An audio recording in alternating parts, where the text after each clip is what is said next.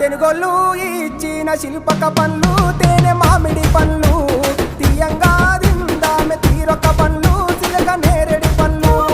కాబోళ్ళు ఇచ్చిన మక్క కంకులు అవి పాల కంకులు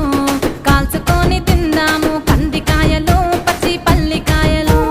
గుజారి గుజారి మామిళ్ళ కిందో నల్ల మామిళ్ళ కింద కుసుమరోళ్ళేసిన కుందన బొమ్మ అది కుందన బొమ్మ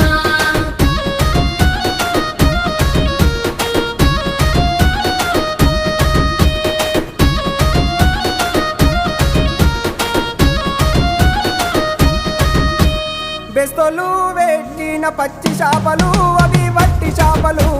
కమ్మంగా